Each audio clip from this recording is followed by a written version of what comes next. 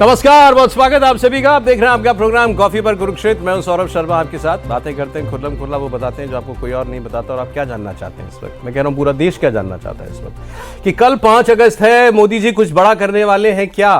ये 5 अगस्त आते ही ये टिक टिक टिक टिक घड़ी चलनी शुरू हो जाती है 24 घंटा पहले। और ये हम देख रहे हैं कई साल से होता हुआ। 2019 5 अगस्त को कश्मीर से धारा 370 खत्म हुई थी और यूनियन टेरिटरी बना दिया गया था। जम्मू कश्मीर को, लद्दाख को अलग यूनियन टेरिटरी बना दिया गया था। 6 साल हो गए उस बात को। कश्मीर में बहुत कुछ हुआ, बहुत तरक्की आई, बहुत विकास हुआ, टूरिज्म बहुत बढ़ा। फिर पहलगाम हो गया, पहलगाम के बाद ऑपरेशन सिंदूर हो गया। क्या कल 5 अगस्त को कश्मीर को उसका स्टेटहुड यानी राजपूर्ण राज्य का दर्जा जम्मू कश्मीर को वापस मिल सकता है?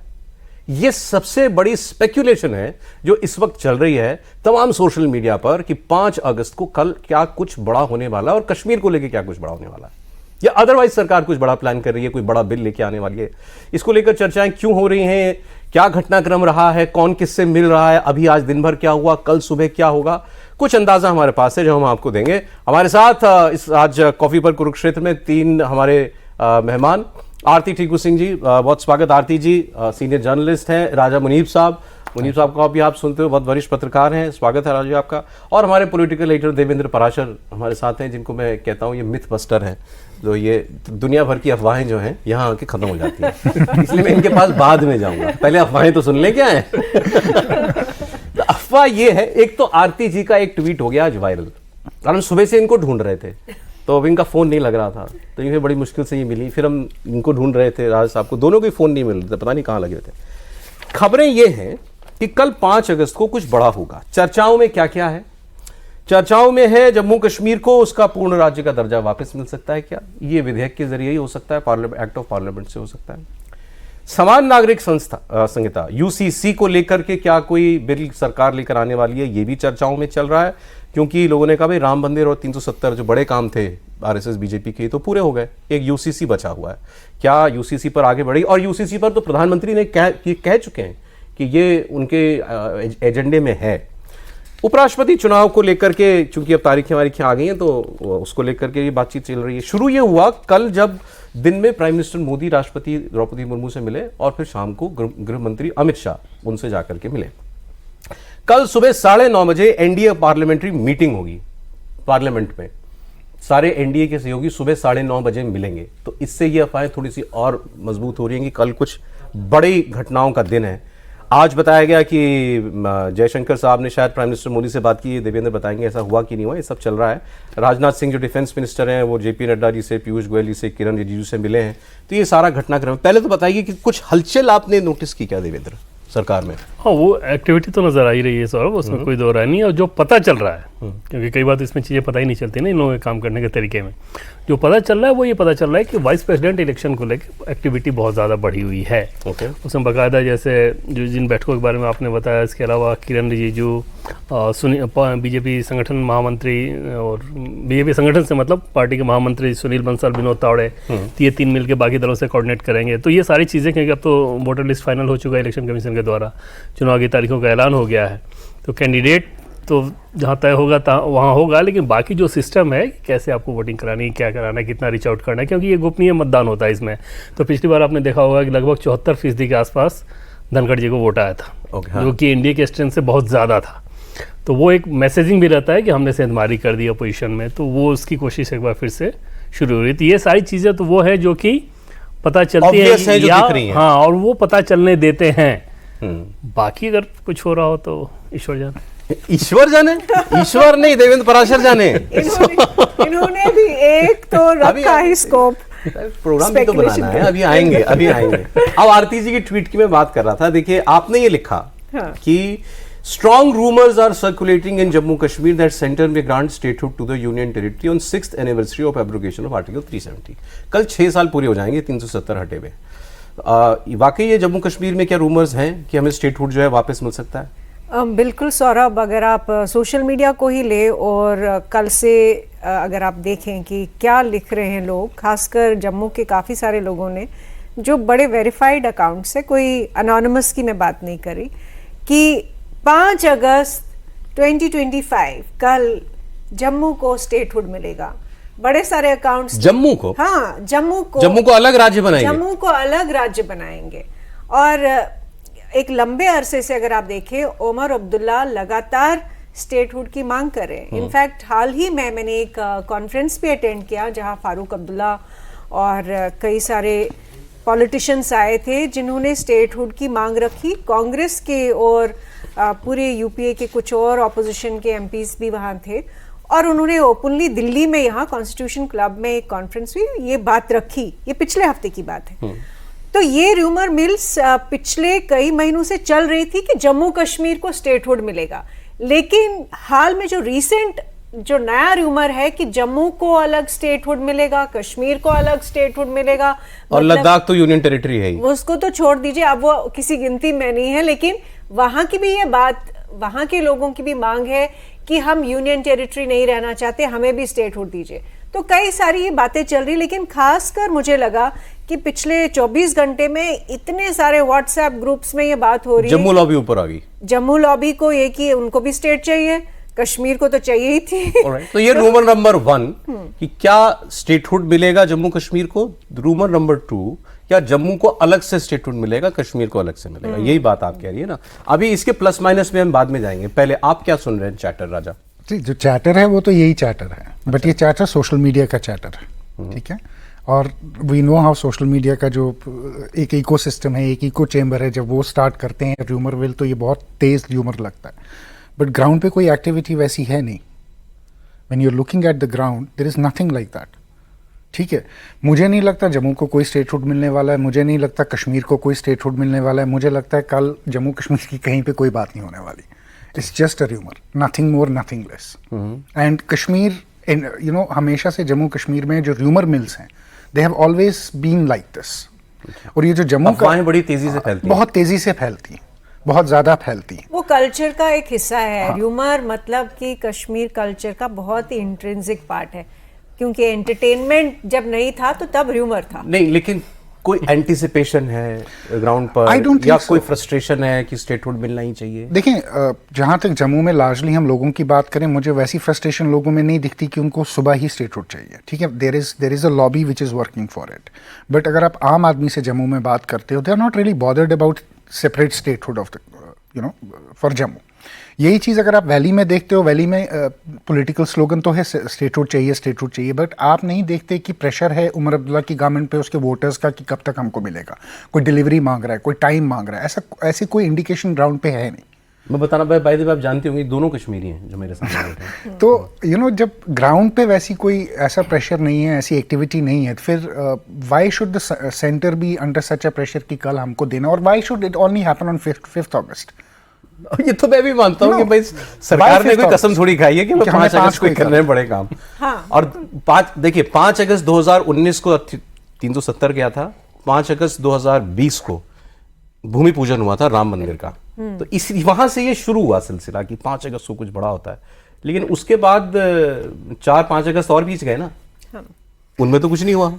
सर, इन दोनों के जो काम करने का तरीका है ना, ये मीडिया के लिए हो सकता है कि ऐसी चीज़ों को आप सिंक्रोनाइज कर रहे हैं, गॉसिप बनाएं या कुछ भी करें। इन दोनों के जहन में तो ऐसा दूर दूर तक नहीं होता। ये तो अपना हर केस को मेरिट और डिमेरिट के आधार पे देखते हैं। अब जैसे जम्मू कश्मीर के केसेस में देखें तो जैसे जम्मू और कश्मीर, मतलब जम्मू को अलग करना दूर दूर तक मतलब संभव ही नहीं है। और वो न सिर्फ बाकी वजहों से, इतना बड़ा काम कैसे किया सकता है कि जम्मू और कश्मीर को आप अलग कर दें और कश्मीर को एकदम से छोड़ दें, संभव ही नहीं। लद्दाख भी अलग किया ना आपने। जम्मू के एक लोगों के एक सेक्शन के अंदर ये भावना तो है कि हमारे साथ भेदभाव होता आया है।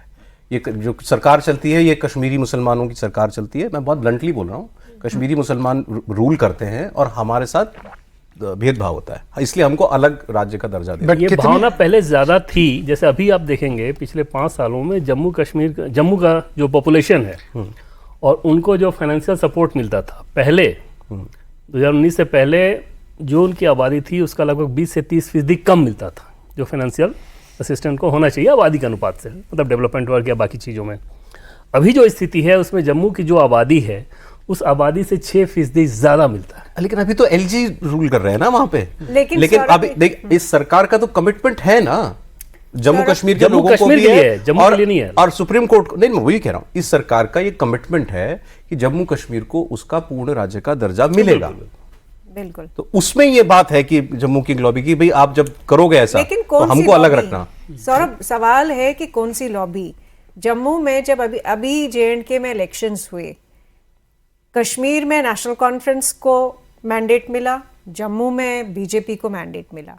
बीजेपी के लोग तो इस एजेंडा के साथ नहीं होंगे, क्योंकि वो तो वही फॉलो करेंगे जो सेंटर या बीजेपी का ओवरऑल विजन है या मैनिफेस्टो है। तो जम्मू में ये कौन सी लॉबी है जो कह रही है कि हमको अलग से जम्मू की स्टेट दी जाए?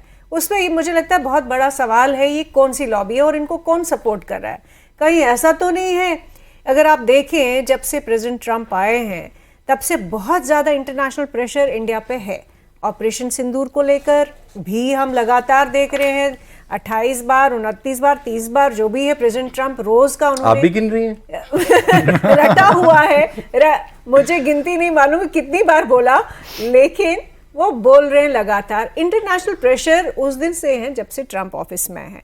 और कहीं ये ना हो, अगर आपको याद होगा, इनफैक्ट इलेक्शंस के दौरान जम्मू कश्मीर में जब इलेक्शंस हुए, खास यूएस एम्बेसी कश्मीर जाती है, वो किनको मिलती है वहां पे? वो वहां पे अब्दुल्ला फैमिली को मिलती है, उमर अब्दुल्ला को मिलती है।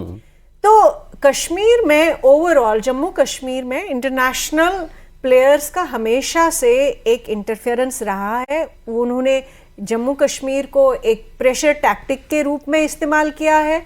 तो कहीं ना कहीं जो उमर अब्दुल्ला की तरफ से भी लगातार मांग आ रही है स्टेटहुड की, और उन्होंने जैसा कि मैंने कहा कि दिल्ली में आके कॉन्स्टिट्यूशन क्लब में स्टेटहुड पे इतना बड़ा कॉन्फ्रेंस हुआ जिसमें ऑपोजिशन के एमपीज भी थे। तो ये एक प्रेशर बनाने की कोशिश की जा रही है सरकार पे। वो तो ये तक कह चुके हैं कि अगर आप इसके लिए विधानसभा भंग करनी है, दोबारा चुनाव कराना है, तो मैं कुर्सी छोड़ने के लिए तैयार हूं। बिल्कुल, आप देखिए, हाँ, और उसी संदर्भ में आप ये देखिए कि जम्मू में ये कोई लॉबी है जो कह रही है हमें अलग स्टेट। अच्छा, पहले मुझे ये बताइए, जब क्या ये डिमांड जायज है बिल्कुल, और सरकार की तरफ से ये आश्वासन है तो पूरा भी करना पड़ेगा कि आप उनको उनका पूर्ण राज्य का दर्जा लौटाएं? ये किया जाना चाहिए कि नहीं? देखिए, मैं इनफैक्ट बहुत क्लियर हूँ इस मामले में। मैंने शुरू से कहा है कि इनफैक्ट होम मिनिस्टर ने जब पार्लियामेंट में ये कहा भी, उनको किस एडवाइज़र ने ये कहा, किस तरह की इंफॉर्मेशन उनको दी गई थी कि ये कमिटमेंट करनी कि स्टेटहुड मिलना ही चाहिए जम्मू कश्मीर को। जम्मू एंड कश्मीर को पिछले 30, 35, 40 साल से एक सिक्योरिटी स्टेट बन चुकी है।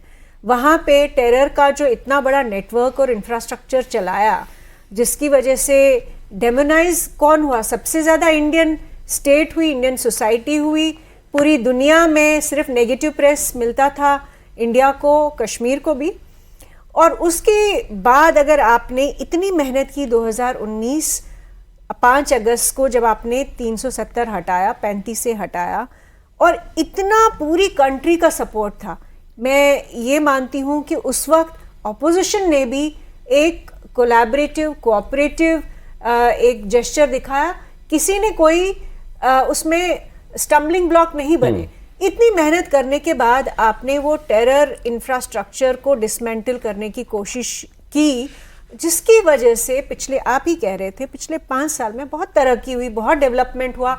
कश्मीर का जो इमेज था, पहले एक तरफ से टेरर और पिछले 5 साल का टूरिज्म, जो कि ओरिजिनल कश्मीर मान लिया मैंने, बात 6 साल हो गए उस बात को। 6 साल में कश्मीर में बहुत बदलाव हुआ है, लेकिन आप चाहती हैं इंडेफिनेटली यही चलता रहे, यूटी की सेंट्रल रूल थ्रू यूटी? देखिए, जब तक आप स्टेबिलिटी नहीं लाते, स्टेबलाइजेशन नहीं लाते कि एक पूरी जनरेशन को पीस और कोएग्जिस्टेंस का मतलब समझ आए, जो पिछली 30 सालों से, 35 सालों से जिन्होंने सिर्फ वायलेंस देखी है, आतंक देखा है, उनको आप क्या 10 साल भी नहीं देंगे? आप उनको 30 साल भी नहीं देंगे? मतलब 35 साल आतंक का कारखाना चलता आपकी चले तो अभी 30 साल तक नहीं होना। नहीं, सबसे बड़ी बात कि देखिए, 2-3 इश्यूज जो कश्मीर के अभी तक सॉल्व नहीं हुए।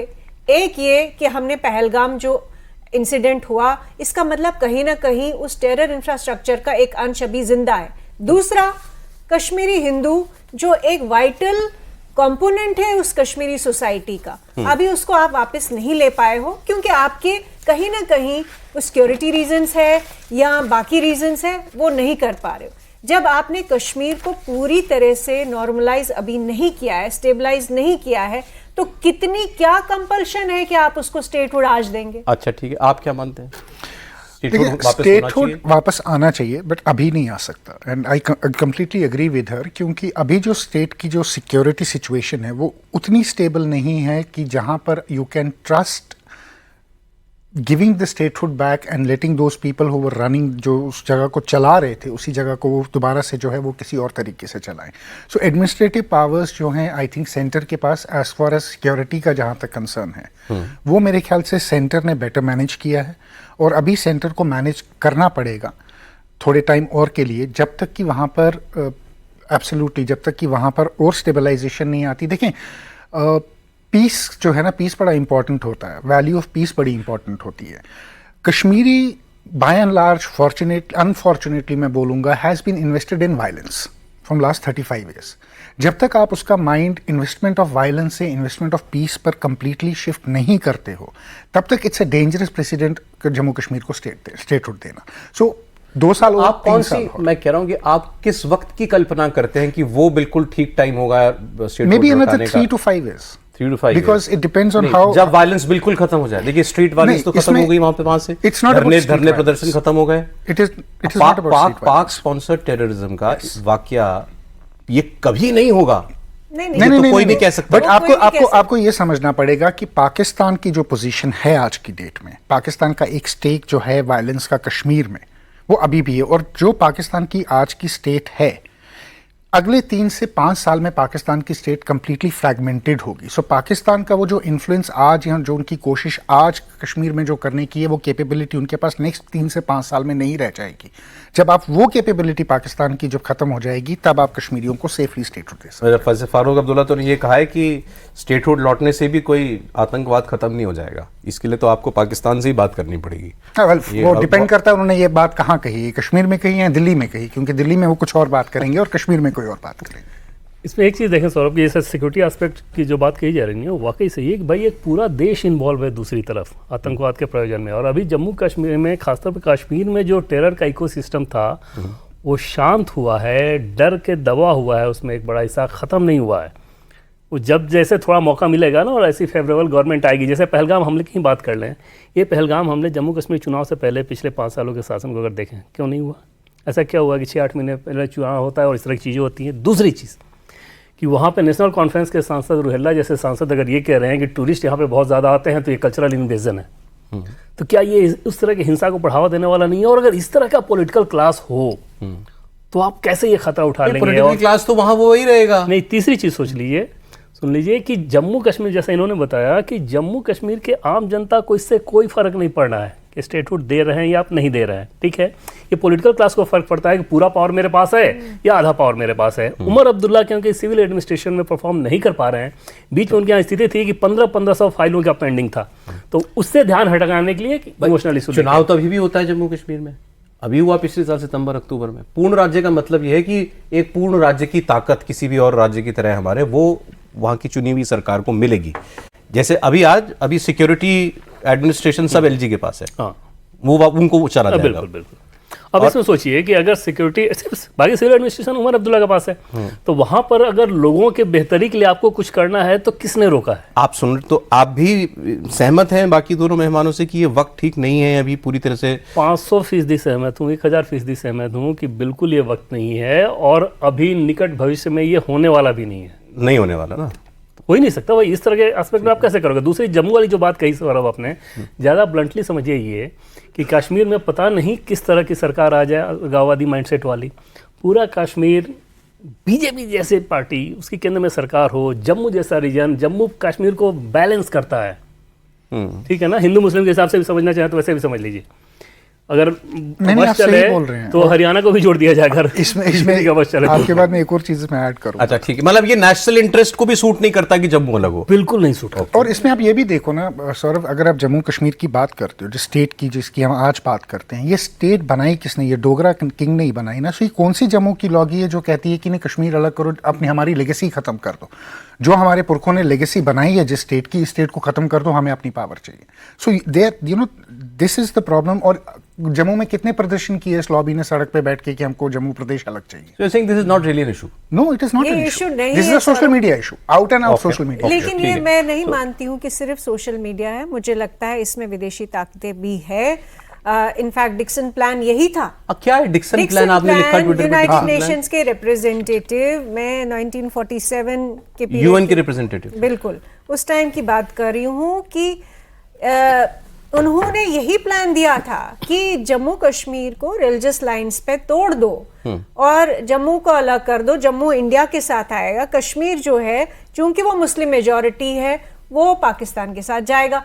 तो ये अगर यही प्लान जो जिस तरह की लॉबीज चल रही है कि जम्मू को अलग स्टेट, कश्मीर को अलग स्टेट, और आपको अभी मालूम ही है कि पाकिस्तान और चाइना का इतना बड़ा एक्सीज जो हमने ऑपरेशन सिंदूर के अंदर देखा, तो इसमें विदेशी ताकतें तो होंगी। ठीक है, मतलब हम ये ऑपरेशन 5 अगस्त अगर हम कह सकें तो इसमें कश्मीर रूल आउट हो रहा है। तीनों लोगों की राय है, देवेंद्र की भी, कि अभी कोई संभावना इसकी नहीं दिख रही कि कश्मीर को पूर्ण राज्य दोबारा से और बनाया स्टेटहुड जाए। के लिए तो सर पहले कैबिनेट में बिल आएगा, कैबिनेट मंजूरी देगी, फिर पार्लियामेंट में आएगा, तो वो सब प्रक्रिया तो होनी ही नहीं है। तो फिर दूसरी बात, फिर और इससे अलग क्या हो सकता है? उपराष्ट्रपति को लेकर के बैठकें वगैरह वो सब तो आपने बता दिया।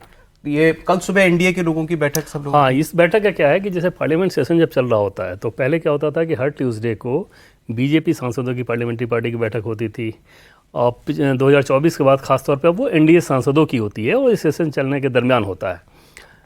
ज़रूरी नहीं है कि हर ट्यूसडे को ही हो, जैसे पिछले इस सत्र में अगर देखें तो पहली ये बैठक हो रही है, लेकिन यूजुअली ट्यूसडे को पार्लियामेंट्री पार्टी की बैठक होती है। अब एनडीए की हो रही है, पहले बीजेपी की होती थी। पीएम मोदी भी उसमें होते हैं और उसमें बाहर अगर कुछ खास हुआ हो उसके बारे में या सत्र में क्या कुछ करना है, इन सारे इशूज़ पे सांसदों को एक तरह से ब्रीफ किया जाता है। जैसे मान लीजिए विदेशी मोर्चे पर कोई बहुत बड़ी सफलता हासिल हुई तो जयशंकर एक पूरा प्रेजेंटेशन देंगे, उसके बारे में बताएंगे। फाइनेंस को लेकर कुछ होना है तो निर्मला सीतारमण उसके बारे में बताएंगे। तो एक तरह से सांसदों को एजुकेट करने का काम ठीक है, ऐसी पार्लियामेंट्री पार्टी में होता है, वही बैठक है ये। आप आज पार्लियामेंट गए थे ना? हाँ हाँ। पार्लियामेंट में सांसदों के बीच में कुछ 5 अगस्त था क्या? नहीं, वहाँ पे सांसदों के भीतर कुछ नहीं। ये जरूर चर्चा का विषय लगातार बना हुआ, हर कोई यही पूछ रहा था कि कल ऐसा क्या हुआ कि पीएम और एचएम दोनों राष्ट्रपति से मिले। शुरुआत ही वहां से हुई रूमर्स। प्रॉब्लम ये है कि प्रेसिडेंट और ये दोनों इनों के अलावा चौथा कोई बता नहीं सकता। कुछ तो आपने कुछ तो चर्चे सुने और होंगे। पूरी कोशिश तो की होगी ना, मैंने हर जगह कोशिश कर ली होगी, लेकिन अब समझिए ना कि ये किसको बताएंगे ये नहीं लोग? तो फिर तो आप ये शक और मजबूत कर रहे हैं लोगों का। नहीं, बट ये हो कि सकता है आपके तमाम प्रयासों के बाद भी अगर ये बात नहीं बाहर आ रही कि ये बैठक किस लिए थी, एक लाइन नहीं, और किसी को नहीं पता, मतलब ऐसा नहीं है कि किसी को भाई लोगों ने कहा कि प्रधानमंत्री का मिलना, तो अभी विदेश से भी लौटे हैं तो एक नॉर्मल चीज हो सकती है। फॉरेन टूर से लौट के आप बताते हो राष्ट्रपति को कर्टसी मीटिंग भी होती है। होम मिनिस्टर का मिलना उतना यूजुअल नहीं है, राष्ट्रपति से मिलना उनका। बिल्कुल। और एक ही दिन दोनों को जाना, कुछ घंटे के अंतर पे, कुछ घंटे के अंदर में। हाँ, चूंकि अब होम मिनिस्टर का भी इसमें इन्वॉल्वमेंट है तो तभी ऑटोमेटिकली आप सिक्योरिटी सोचोगे, इंटरनल सोचोगे, इसलिए शायद जम्मू एंड कश्मीर की बात इसमें लिंक हो गई है। आज लेकिन जैसे पार्लियामेंट में गृहमंत्री अमित शाह सुबह से हैं, सुबह में उन्होंने पार्लियामेंट्री मिनिस्टर्स की जो बैठक होती है उस बैठक को किया उन्होंने। अब से थोड़ी देर पहले बंगाल को लेकर बैठक कर रहे थे, तो उनका रूटीन नॉर्मल ही दिख रहा है। हो सकता है यूसीसी पे हो। यूसीसी में जो मेरी जानकारी है उसके हिसाब से एकदम से ये तय कर लिया गया है कि राज्यों के मार्फत ही आगे बढ़ें, केंद्रीय स्तर पर अलग-अलग स्टेट्स में लाया जाए, अलग-अलग स्टेट में लेके आया जाए। इसीलिए उत्तराखंड पे इतना ज़्यादा मेहनत किया गया सेंटर की तरफ से। वजह ये थी कि उत्तराखंड के कानून को मॉडल के तौर पे बाकी बीजेपी शासित राज्यों में भी देना है। इसलिए उत्तराखंड का जो कानून बना था, उत्तराखंड की सरकार लगातार केंद्र की सरकार के कोऑर्डिनेशन में थी, रेगुलर आना जाना, तो उस हिसाब से उसको तैयार किया गया। मुझे ये बताइए, आपको कल कुछ बड़ा होगा, आप इस पक्ष में ज्यादा हैं या कि नॉर्मल रहने वाला है? नहीं, मेरे हिसाब से एकदम नॉर्मल ही रहने वाला है। मुझे नहीं कुछ लगता बड़ा कि नहीं होने ऐसा वाला। कुछ होने वाला है। एटलीस्ट इंडिकेशन कुछ भी नहीं है। ना यूसीसी ना ना, कश्मीर, ना, ये दोनों तो नहीं है। ये तो आपको क्या लगता है? मुझे नहीं लगता है कि जम्मू कश्मीर के संदर्भ में कुछ होने वाला है, बाकी मैं नहीं कह सकती। राजा? सी बीजेपी एक चीज़ में मास्टर क्लास है, वो है कि स्मोक स्क्रीन क्रिएट करने में बड़े ज़बरदस्त हैं ये, ठीक है।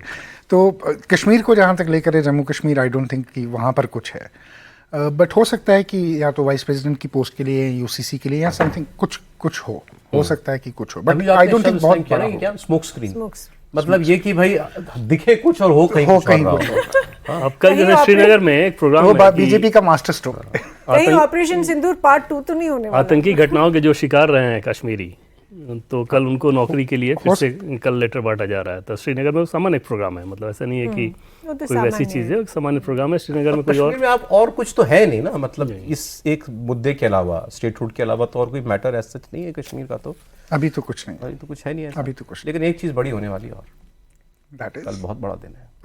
कल राहुल गांधी बेंगलुरु में एटम बम फोड़ने वाले हैं। मैं कहता ना कि मौका मिले बात करने का, मैं तो आज प्रोग्राम भी उस पर करना चाहता था, लेकिन फिर 5 अगस्त तारीख बड़ी दिख गई।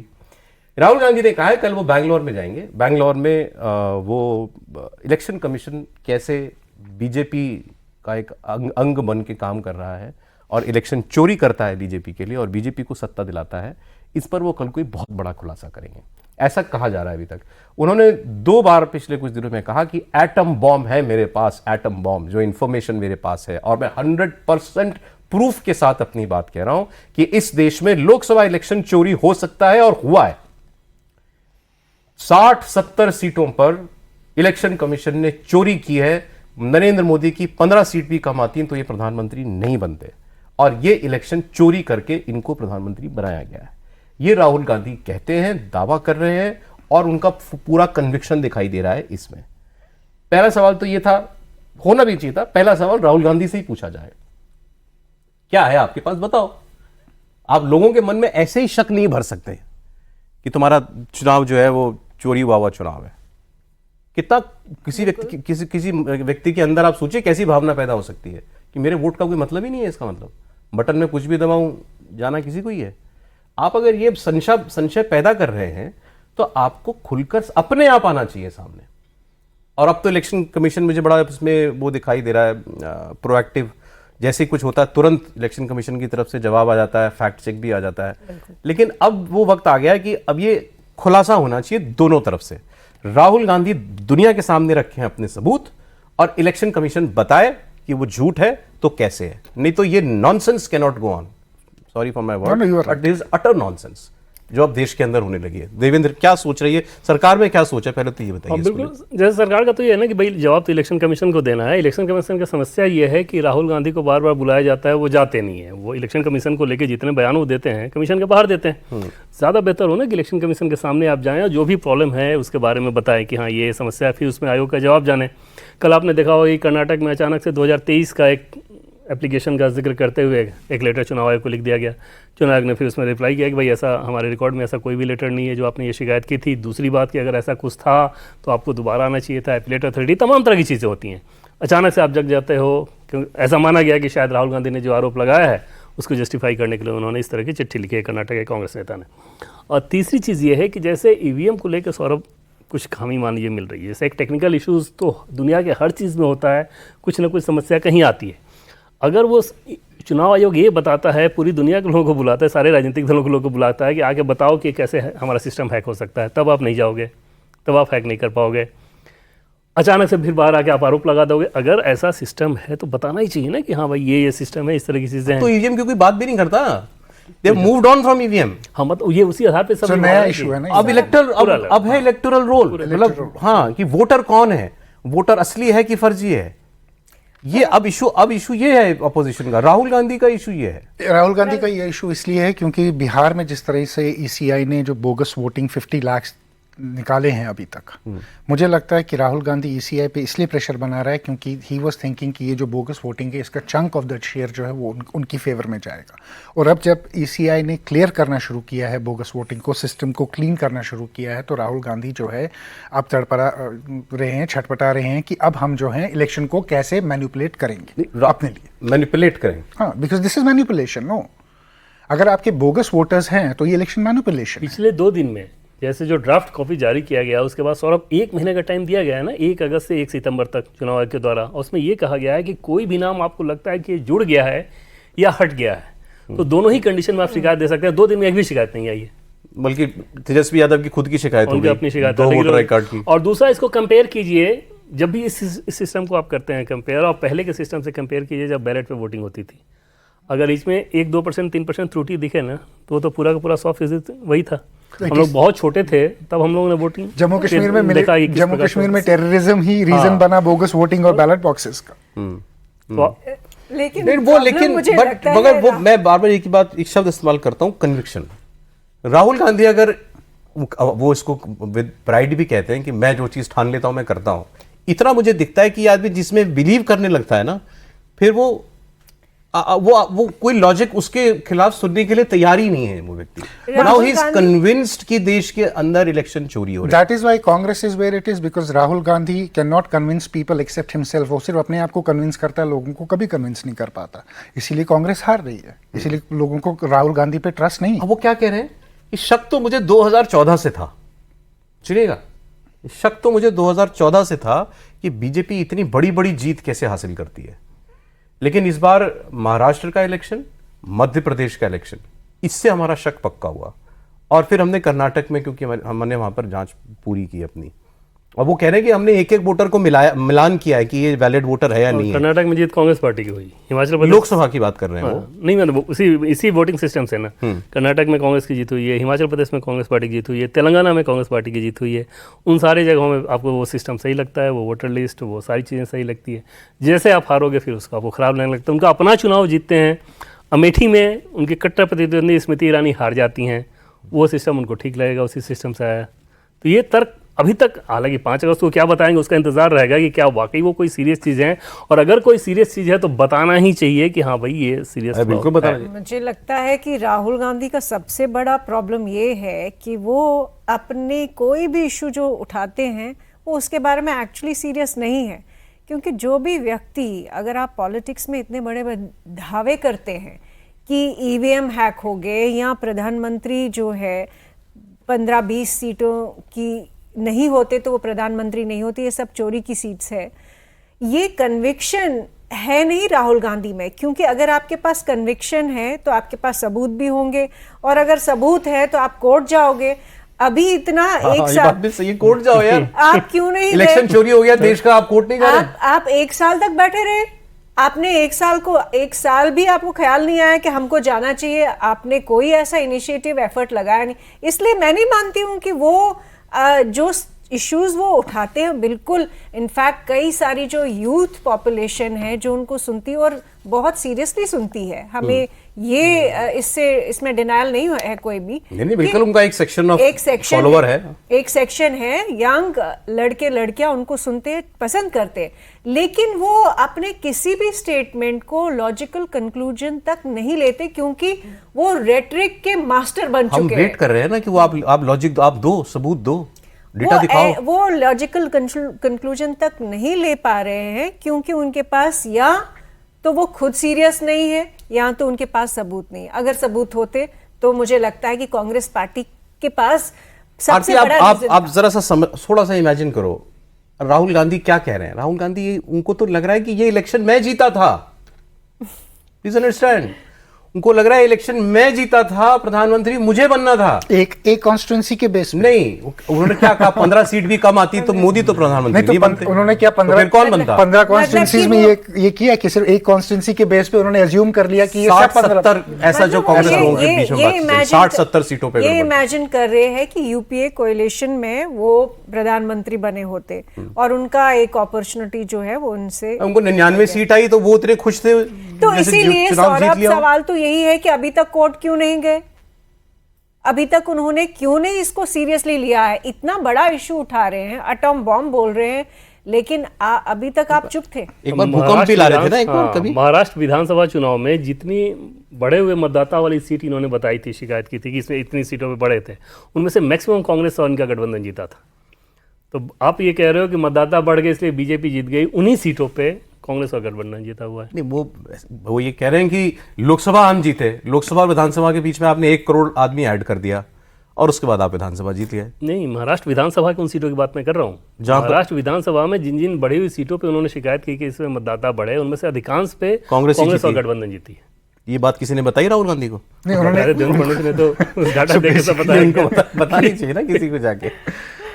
सो यही गजब चल रहा है। यही कंफ्यूजन है कांग्रेस में, और यही प्रॉब्लम है कांग्रेस के साथ आज की डेट में कि Rahul Gandhi is not a mature politician, he still a very immature politician, but he is a kind of a politician जो किसी की सुनता भी नहीं है।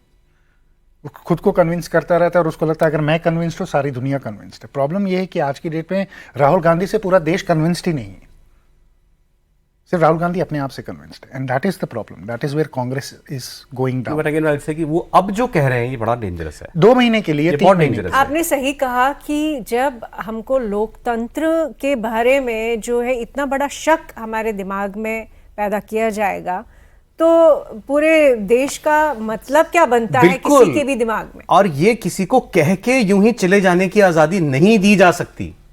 आइदर यू प्रूव और you face the सेइंग हाँ, और यू बिल्कुल। Face some music. पर सिंपल। जो उन्होंने अभी तक तर्क दिए हैं उससे लग नहीं रहा है कि वो एस्टैब्लिश कर पाएंगे किसी भी कोर्ट में। कोर्ट जितनी बार गए हैं इनफैक्ट राहुल गांधी, वहां पे लॉजिकल सवालों के जवाब नहीं दे पाते हैं। आपको लगता है इलेक्शन कमीशन ने actually in black and white हर सवाल का जवाब दिया है आज तक? अभी तक तो कहीं दिक्कत वाली बात होती नहीं है। अभी तक आप जितने भी देखें कि सवाल जो खड़े किए जाते हैं उसका फिर जब जो जवाब आता हाँ, है तो official उसमें एकदम, और वो बिल्कुल। ये कर भी नहीं सकते, वो अफोर्ड भी नहीं कर सकते। दूसरी चीज़ कि इलेक्शन कमीशन किसी पॉलिटिकल पार्टी का नहीं है ना उसमें, और जो अधिकारी पूरे देश में हैं वो ऐसा तो है नहीं कि सारे बीजेपी मानसिकता वाले हैं। उसमें तमाम ऐसे लोग होंगे जो एक पार्टी के तौर पे बीजेपी को बिल्कुल पसंद नहीं करते, वही अधिकारी उस सिस्टम में इन्वॉल्व हैं, और कुछ भी ऐसा लूपहोल हो तो वही तुरंत लीक करेंगे प्रूफ के साथ कि हाँ ये गड़बड़ी हो रही है। तो इस तरह की कल्पना कर लेना कि हाँ सीसी ऐसा कर देंगे, चुनाव आयोग ऐसा कर रहा है। 5 अगस्त को बम कहाँ फटेगा? दिल्ली में फटेगा कि बैंगलोर में फटेगा? अब तो सवाल ये हो गया। कहाँ नजर रखी है? मुझे तो depends लगता कि है proof मुझे क्या तो दे रहे लगता है प्रेसिडेंट ट्रम्प शायद कल कुछ और नहीं नया स्टेटमेंट देंगे जिसका इंतजार राहुल गांधी कर रहे हैं। देखिए एक प्रोग्राम ट्रम्प पर जल्दी हम लोग भी करेंगे। मतलब अब भावना बदलती जा रही है लोगों के मन में। पहले ये लग रहा था कि अरे ट्रम्प क्यों हमको रन डाउन करने की कोशिश कर रहा है, क्यों हमारे खिलाफ हो गया। अब धीरे धीरे ये फीलिंग आ रही है लोगों के मन में कि नहीं, ये बिलबिलाया इसलिए हुआ है कि हमने कुछ किया है। इंडिया हैज डन समथिंग जिसकी वजह से ये परेशान है। या तो वो आप सिंदूर में हुआ है या वो ट्रेड नेगोशिएशंस में हुआ है कि आप उसकी बात चुपचाप मानने के लिए तैयार नहीं हो। लग ही रहा है। ट्रम्प की जो गेम है वो बड़ी सिनिस्टर गेम है, बट जब हम ट्रम्प पे बात करेंगे तब करेंगे। जब ट्रम्प पे एक प्रोग्राम अलग से करेंगे। फिलहाल 5 अगस्त को लेकर के इंतजार अभी जारी है। बहुत सारी बातें आपको यहाँ से पता चली होंगी, तो कुछ चीज़ें तो भूल जाइए आप। जैसे कश्मीर को लेकर के जो डिस्कशन हुआ, यूसीसी पर भी देवेंद्र ने अपनी बात कह दी है। और अभी तो ठीक है, अभी तो काफ़ी घंटे हैं देवेंद्र लगे हुए इस काम में 5 अगस्त का